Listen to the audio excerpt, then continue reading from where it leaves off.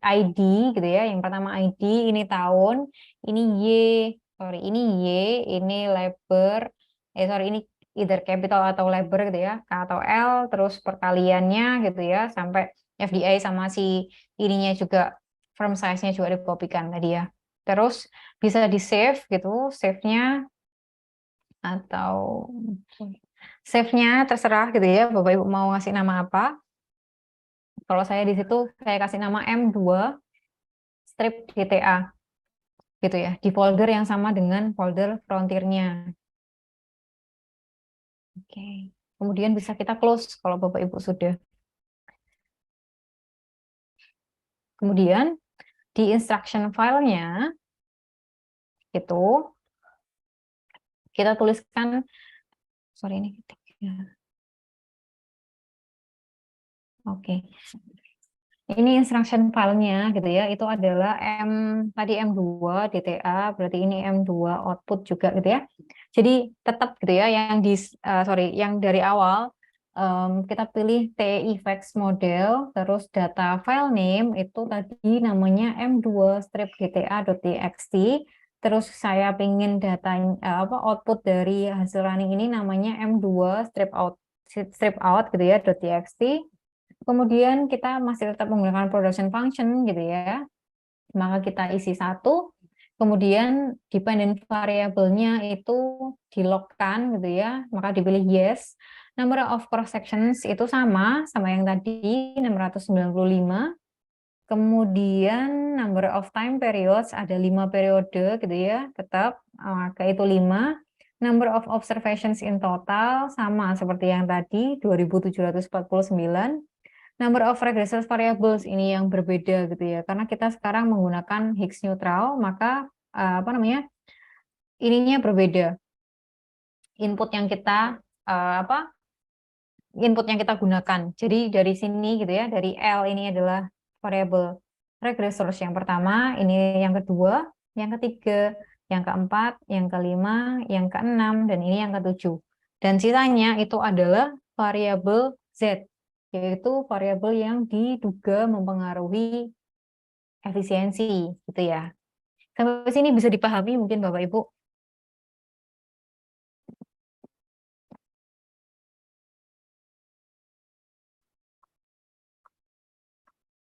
Bisa, Bu. Oke, terima kasih.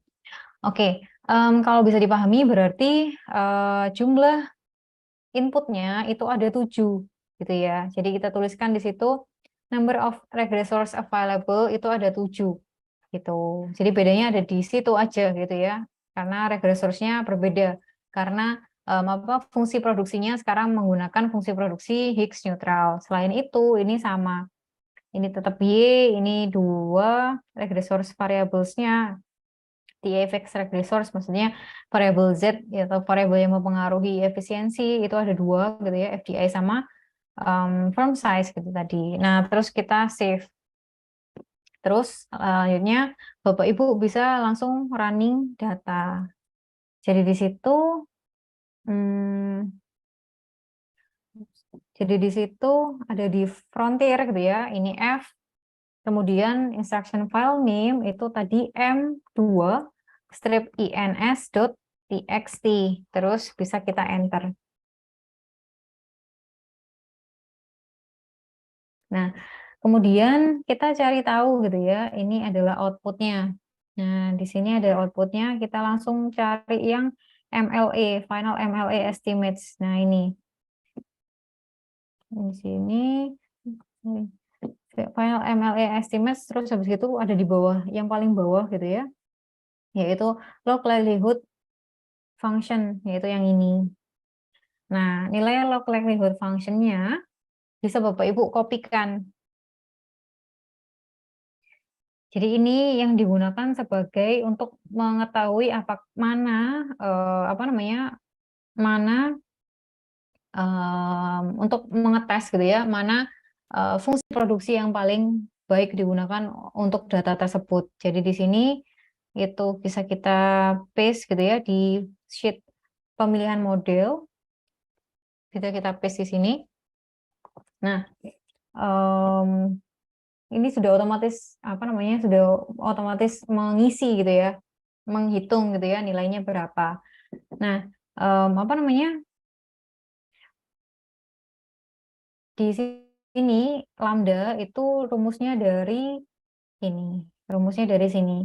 Lambda itu sama dengan -2 log likelihood dari H0, berarti log likelihood tadi contohnya Higgs neutral, dikurangi sama log likelihood dari translog gitu ya. H1-nya kan hipotesis alternatifnya kan translog gitu. Jadi ini rumusnya adalah sama dengan -2 dikurangi, dalam kurung apa H0 yaitu Higgs neutral dikurangi sama ini translognya. Jadi ini dikurangi sama ini gitu ya. Maka hasilnya adalah 102,191.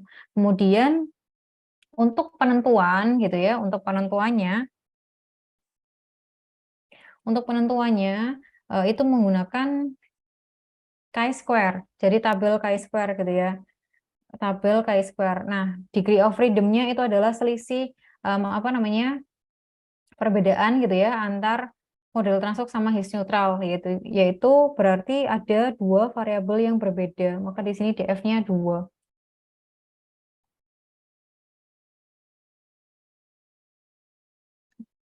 Oke, df-nya berarti 2 gitu ya. Karena kan di translok kalau Bapak Ibu bingung, di translok tadi translok tadi di sini itu ada inputnya ada 9 ya, inputnya ada 9. Kemudian di model yang kedua atau Higgs neutral itu inputnya ada 7. Berarti 9 dikurangi 7 gitu ya. Berarti sama dengan 2. DF-nya ada 2. Kemudian Bapak Ibu untuk menentukan chi-square apa kriteria keputusannya itu menggunakan tabel chi-square. Tabel chi-square-nya sudah saya share gitu ya. Mungkin ini kayaknya Bapak Ibu sudah tahu gitu ya cara untuk apa namanya melihat tabelnya. Nah, ini kebetulan saya menggunakan 1% ya. Keputusannya ya chi-square 1%, DF-nya 2. Ini ya saya sudah share apa tabelnya. DF-nya 2, 1.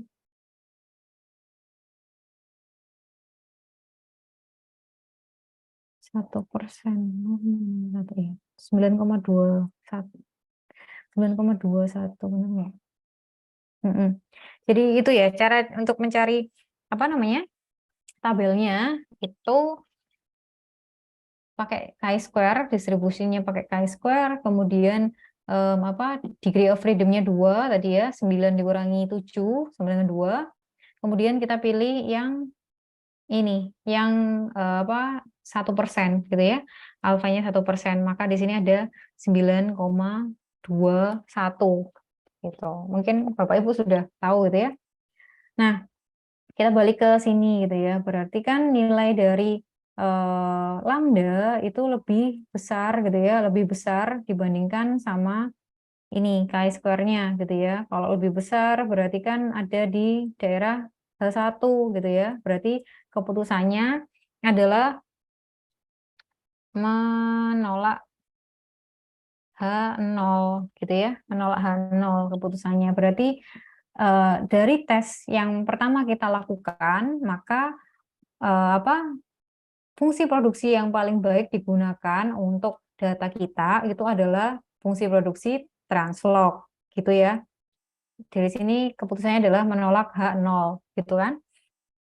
Nah, karena mungkin keterbatasan waktu gitu ya, mungkin Bapak Ibu bisa mengecek sendiri gitu ya, menghitung sendiri, nanti bisa running sendiri untuk no technological progress gitu ya, no technological progress mungkin saya contohin ya ininya. Jadi ini bisa kita copy lagi gitu ya ke sheet yang model 3, kita paste gitu ya. Nah, Bapak Ibu bisa lihat di slide saya gitu ya, fungsi produksi apa itu nih?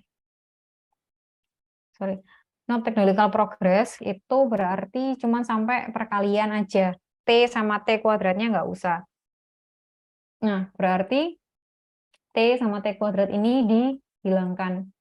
Jadi Bapak Ibu punya 5 gitu ya, 5 variabel input itu. Cuman itu aja ya bedanya. Nanti Bapak Ibu bisa mengulangi proses yang sama, melakukan running data yang membuat perbedaan gitu ya, itu adalah di sini.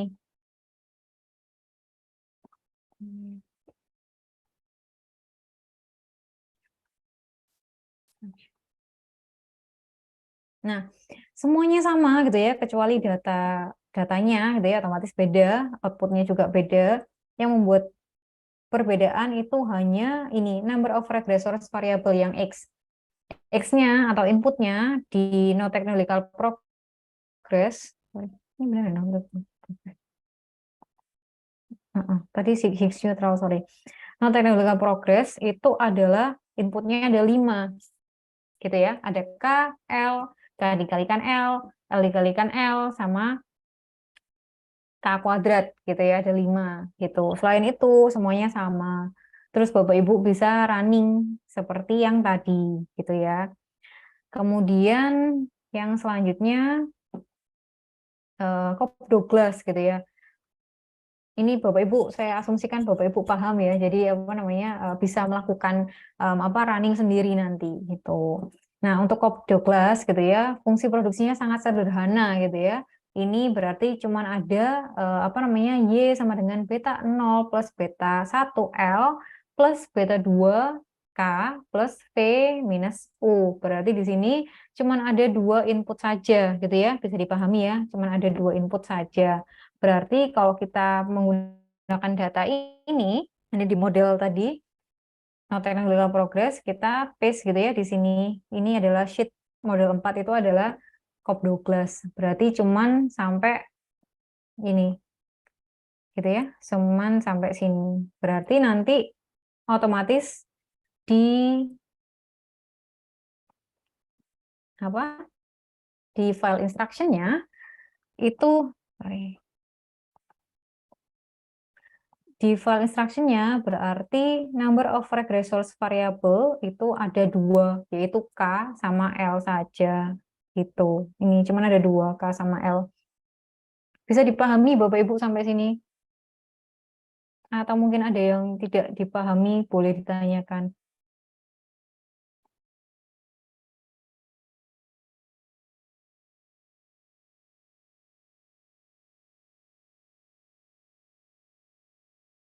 Oke, kalau dia berarti saya asumsikan sudah paham semua ya. Oke, kalau misalnya sudah paham semua, kita bisa kembali lagi ke sini gitu ya. Tadi sebenarnya saya sudah running datanya. Nah, apa mungkin nanti Bapak Ibu bisa running sendiri gitu ya. M3 tadi mana ya? Gitu ya. Untuk lebih cepatnya gitu, ini Bapak Ibu bisa melakukannya sendiri. Kita langsung aja pilih yang final MLA estimates gitu ya. Pilih yang log likelihood function ini kita kopikan. Ini tadi model yang ketiga. Berarti model ketiga tadi adalah apa tuh? No technological progress. Kita paste ke sini. Gitu. Terus yang terakhir itu adalah Cobb Douglas.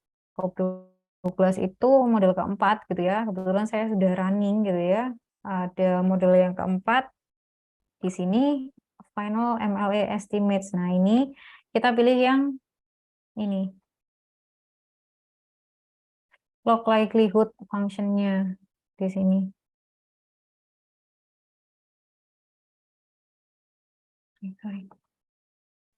Nah, kita paste di sini.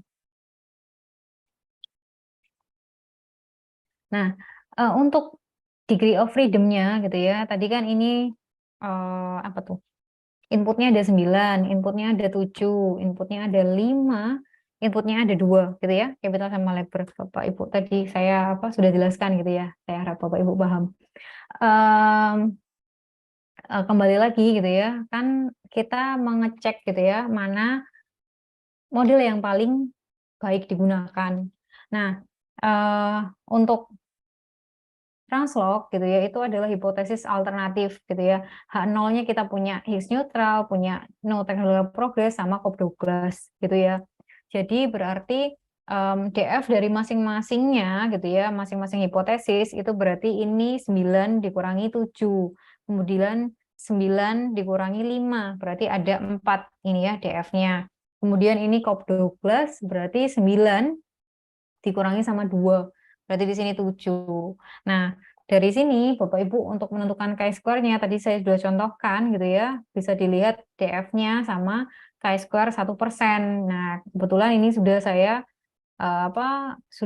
tuliskan di sini masing-masing chi-square-nya gitu ya.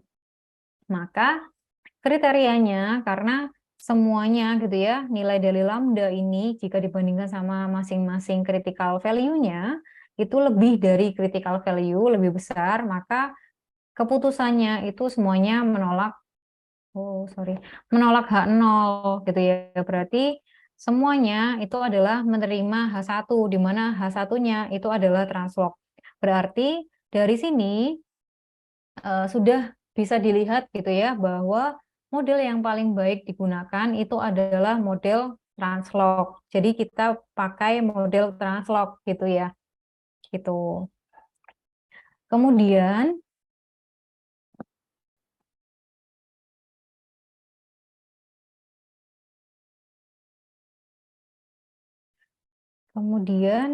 yang selanjutnya gitu ya, itu adalah setelah kita mengetahui apa? Setelah kita mengetahui mana model yang paling baik gitu ya, yang digunakan untuk data kita, yaitu translog. Nah, kemudian kita bisa melakukan pengecekan gitu. Apakah ada efek inefisiensi di situ gitu ya. Lah, ngeceknya itu menggunakan ini. Bapak Ibu bisa lihat karena model yang kita pakai itu adalah translog, yaitu model yang pertama gitu ya. Berarti Bapak Ibu kembali lagi ke hasil running yang M1 ya. M1 itu tadi kan apa namanya translog gitu ya. Maka kita balik lagi ke sini, kemudian kita cari gitu ya, final MLA estimates. Nah, kemudian yang digunakan itu adalah ini LR test one side error. Di sini ya, yang setelah log likelihood function terus habis itu ada LR test of the one side error. Sudah sampai sini mungkin Bapak Ibu?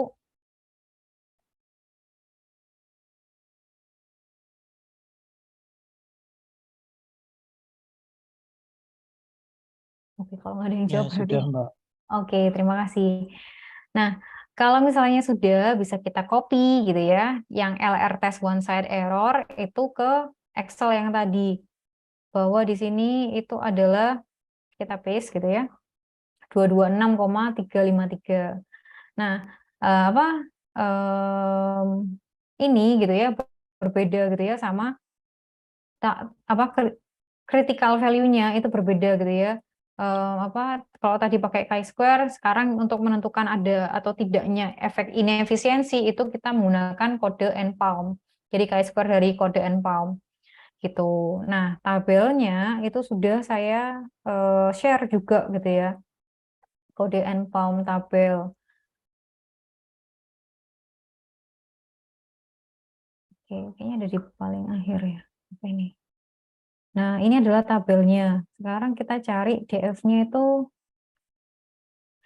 2 gitu ya. Karena kan efek inefisiensi, apakah ada atau tidak efek inefisiensi. Sedangkan variabel yang kita duga sebagai variabel yang kita duga memiliki pengaruh terhadap efisiensi, itu kan ada 2, yaitu foreign direct investment sama FDI tadi kan, FDI sama firm size, berarti kan ada 2, maka DF-nya ada 2, gitu ya. Kalau nggak ada efek inefisiensi, berarti kan nggak ada FDI sama firm size, gitu ya, sama dengan 0, gitu kan.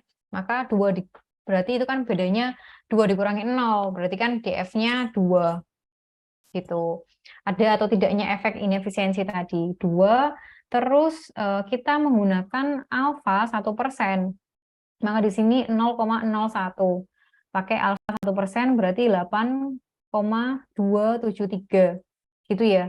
Ini adalah critical value-nya untuk DF2 dan alfa 1%. Gitu. Nah, kita bisa kembali yang tadi gitu ya, maka apa ini bisa kita bandingkan sama kode NPALM-nya. Jadi 226,353 itu dibandingkan sama 8,273. Maka dia hasilnya kan hanya ini lebih besar dibandingkan sama critical value. Maka itu keputusannya adalah menolak H0 gitu ya, bahwa kemudian ada efek inefisiensi di situ.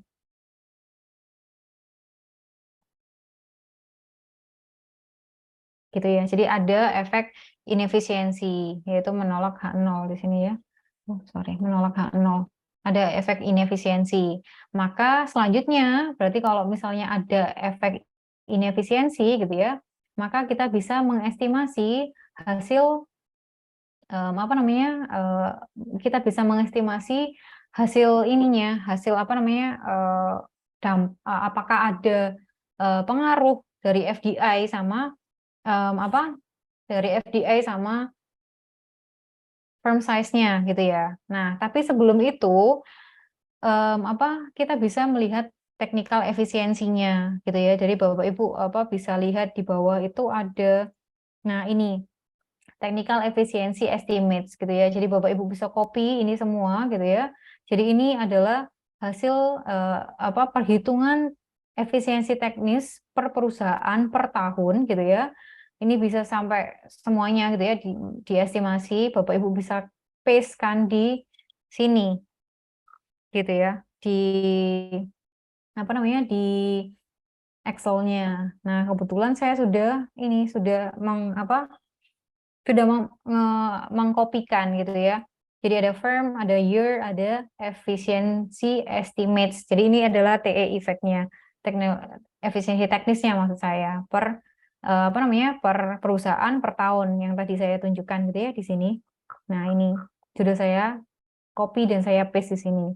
Nah, hal ini mungkin bisa Bapak Ibu sederhanakan, maksudnya ditabulasi gitu ya, bisa dibaca ini, misalnya dibaca per tahun gitu ya, technical efisiensinya seperti apa, standar deviasinya 0,052 gitu ya, rata-rata efisiensinya sangat rendah gitu ya, 0,244, kemudian tahun kedua 0,25 dan lain sebagainya. Jadi ini merupakan hasil tabulasi dari data yang sudah kita estimasikan technical efisiensinya. Berarti perusahaan-perusahaan pada observasi tersebut gitu ya, itu masih tergolong sangat kurang efisien gitu ya. Karena kan skor efisiensi itu dari 0 sampai dengan 1, semakin mendekati 1 semakin efisien. Nah, ini kan rata-ratanya kan 0,243 gitu ya dari 5 tahun tersebut. Maka di situ tergolong perusahaan-perusahaan tersebut kurang efisien begitu. Dengan standar deviasi 0,053 gitu ya, dan observasinya tadi ada 2749 kayak gitu. Dari sini mungkin ada yang mau ditanyakan?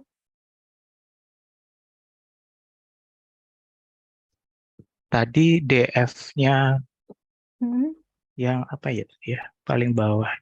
no efficiency. Iya, itu dari jumlah variabel Z ya, Mbak. Iya benar, dari jumlah variabel Z-nya. Oh Jadi iya. kan dari variabel Z-nya itu adalah efek inefisiensi yang diduga, faktor-faktor yang diduga memiliki pengaruh sama efisiensi gitu ya. Ada FDI sama ada firm size tadi. Maka DF-nya itu ada 2 gitu ya. Oke. Oke, terima kasih pertanyaannya. Mungkin saya lanjutkan gitu ya. Ini slide yang terakhir gitu ya. Setelah Bapak Ibu mendapatkan hasil runningnya gitu ya, kita tadi secara singkat kita sudah mendapatkan mana model fungsi produksi yang paling bagus digunakan, yaitu translog tadi. Kemudian kita ngecek apakah ada efek inefisiensi atau tidak dalam model gitu ya, dalam data. Ternyata ada gitu ya, maka bisa kita estimasi gitu kan, apa namanya, persamaan yang terakhir, yaitu persamaannya si inefisiensi gitu ya. Kan tadi kalau yang awal kita hanya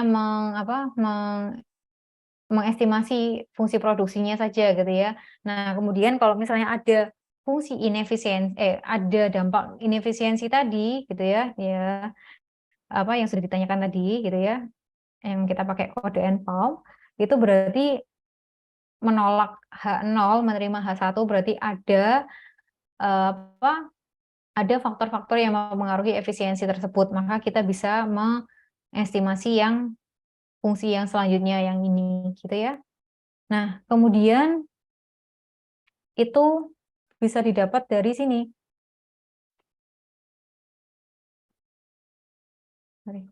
Dari hasil yang tadi gitu ya. Hasil yang final MLA estimates. Nah, ini Bapak Ibu bisa paste-kan gitu ya ke ini. Ke mana namanya? Di sini. Di paste di sini ya. Kita paste Ctrl F. Terus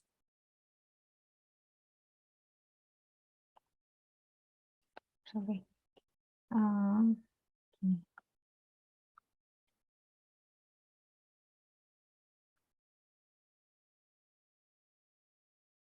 Nah, ini teks to column. Harusnya bisa. Ini ya, teks to column. Masih ditambah di sini. Delete. Nah, ini teks to column gitu ya. Kita ubah semua ini jadi kolom gitu. Ini. Nah, ini sudah jadi. Gitu. Kita bisa paste-kan di sini. Gitu ya. Jadi ini adalah beta 0. Beta 0 itu berarti kan sesuai dengan yang sudah kita ini kan ya. Sudah kita lakukan apa ya? Kan tidak ada apa ya? Tidak ada di situ kan tidak ada indikator mana beta 0, beta 1 dan lain sebagainya. Nah, itu apa ya? Ketentuannya, untuk tahu itu apa variabelnya itu sesuai sama urutan yang Bapak Ibu ada di datanya gitu. Jadi maksudnya mulai dari L gitu ya di sini, mulai dari inputnya. Beta satunya berarti L, kita copy gitu ya. Balik ke inefisiensi, kita transform ke spatial iya benar transpose ya. Oke. Jadi sorry, beta 0 itu adalah ininya. Beta 0 itu adalah interceptnya. Jadi mulai dari beta 1. Beta 1-nya adalah L, beta 2-nya K, beta 3-nya LL, beta 4-nya KK, beta 5 KL, beta 6 T, beta 7-nya T kuadrat, beta 8-nya T dikalikan L, beta 9-nya T dikalikan K, delta 0-nya itu adalah konstanta, intercept, sorry, delta 1-nya itu adalah FDI, delta 2-nya adalah firm size. Jadi ini adalah fungsi inefisiensinya yang diduga mempengaruhi inefisiensi gitu ya. Itu. Nah, di sini bisa Bapak Ibu pindahkan ke tabel yang sudah saya buat gitu ya. Jadi biasanya itu adalah ininya dulu gitu. Ini kita copy, taruh sini gitu ya. Kemudian baru ininya. Ini itu adalah T-nya ya kalau nggak salah. Kita lihat dulu. Ups. Standar errornya. Jadi bisa kita kopikan gitu ya. Di sini, taruh sini. Nah, ini bisa kita ganti sebenarnya. Karena kan itu kayak 4,62 plus 00 gitu kan. Itu agak sulit dibaca. Kita bisa ganti number. Terus ini misalnya 3 angka di belakang koma. Nah, ini lebih mudah dipahami gitu ya. Bisa Bapak Ibu coba seperti itu diganti gitu. Nah, ketentuan dari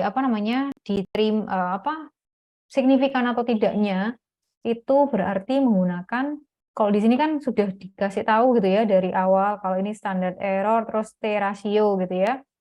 Maka di sini adalah menggunakan tabel T gitu. Bapak Ibu bisa lihat sendiri di tabel T gitu ya. Nanti ini sudah saya buatkan panduannya. Kalau 10% itu 1,645, 5% itu 1,96, 1% itu 2,576 gitu. Nah, ini nanti Bapak Ibu sudah apa ya bisa pindahkan sendiri gitu ya. Jadi tadi prosesnya prosesnya itu adalah biasanya itu ininya dulu, koefisiennya dulu gitu ya. Kemudian yang bawahnya itu adalah standar errornya. Biasanya kayak gitu kan. Kalau misalnya mau mau menjadikan suatu tabel gitu ya untuk biasanya untuk publikasi kayak gitu kan. Kayak gitu. Nah, ini gitu ya sudah saya buatkan tabelnya gitu ya dari hasil running tadi sudah saya buatkan tabelnya di sini. Nah, ini tadi adalah konstan gitu ya atau beta nolnya gitu ya atau interceptnya tadi 4,616 ini adalah signifikan 1% gitu ya, signifikan 1% dan lain sebagainya kayak gitu. Nah, yang biasanya kalau yang ini gitu ya itu adalah kalau hasil estimasi dari fungsi produksinya itu tidak ada, biasanya di jurnal itu dikatakan tidak ada makna secara ekonomi, maka di situ dia biasanya diubah menjadi elastisitas. Jadi dihitung elastisitasnya gitu ya, elastisitas input terhadap outputnya gitu ya. Gitu. Nanti bisa diturunkan untuk elastisitasnya gitu ya. Sedangkan ini biasanya tidak dianalisis, bukan dianalisis dijabarkan gitu ya, tidak dibaca gitu ya hasil hasil hasilnya. Tapi yang sini yang FDI sama firm size itu biasanya bisa diinterpretasi, itu maksud saya. Nah, ini adalah FDI itu signifikan 1% dan dia minus gitu ya tandanya. Berarti foreign direct investment gitu ya, itu mempengaruhi semakin besar foreign direct investment gitu ya. Karena ini kan kalau Bapak Ibu lihat gitu ya, itu adalah minus U gitu ya di situ. Minus U itu kan adalah inefisiensi. Jadi kan kebalikan dari kalau misalnya ini adalah minus gitu ya, berarti kan semakin rendah FDI akan semakin menurunkan inefisiensi gitu kan. Berarti kebalikannya kita tukar gitu ya. Jadi kalau negatif itu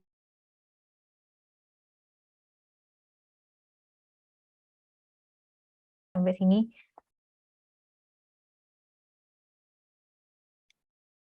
Oke, mungkin saya ulangi ya. Jadi kalau misalnya negatif gitu ya, tandanya berarti variabel tersebut akan meningkatkan efisiensi gitu ya. Jadi semakin tinggi modal asing yang tertanam gitu ya di suatu perusahaan akan meningkatkan efisiensi dari perusahaan tersebut. Nah, itu interpretasinya gitu ya. Jadi kalau negatif itu artinya bahwa dia um, apa eh, foreign direct investment gitu ya maupun si firm size ini kan sama-sama negatif. Firm semakin besar size dari perusahaan tersebut gitu ya, maka semakin dia perusahaan itu efisien kayak gitu. Itu interpretasinya kayak gitu. Jadi yang kita harapkan itu di sini adalah tandanya negatif. Kalau tandanya negatif berarti variabel tersebut itu memiliki pengaruh gitu ya, akan meningkatkan efisiensi gitu. Jadi kalau misalnya tadi gitu ya, saya ulangi, berarti kalau misalnya ada semakin besarnya modal asing, foreign direct investment yang ada di perusahaan tersebut, maka akan semakin tinggi efisiensinya gitu ya. Karena kan di teorinya banyak yang berargumen kalau misalnya perusahaan yang punya foreign direct investment gitu ya, investasi dari luar negeri itu teknologinya lebih update gitu ya, kemudian makanya dia lebih efisien dalam berproduksi gitu ya. Kemudian berarti dia punya alat alat-alat yang canggih kayak gitu. Kemudian dia manajerialnya biasanya lebih bagus gitu. Gitu ya. Kemudian yang firm size gitu, itu semakin besar perusahaan gitu ya, semakin dia efisien gitu ya. Karena mungkin semakin besar perusahaan itu dia manajerialnya lebih bagus gitu ya, lebih bisa memanage perusahaan tersebut sehingga dia lebih efisien dalam melakukan produksi kayak gitu. Nah, mungkin itu saja dari saya. Apakah ada pertanyaan?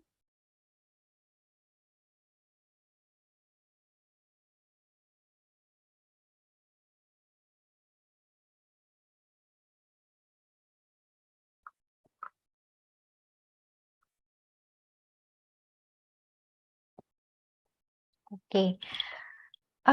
Apa? Iya. Kalau misalnya tidak ada pertanyaan gitu ya, mungkin saya cukupkan kuliah ini sampai di sini gitu ya. Em, apa?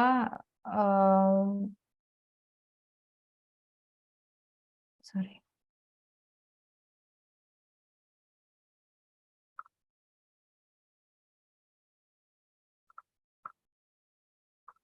Oke. Iya, berarti cukup sekian dari saya gitu ya untuk lab sore hari ini. Saya ucapkan untuk Bapak Ibu selamat selamat UTS gitu ya. Terima kasih sudah berkenan hadir gitu ya di kelas lab saya. Selamat sore, Assalamualaikum warahmatullahi wabarakatuh. Waalaikumsalam warahmatullahi wabarakatuh. Waalaikumsalam.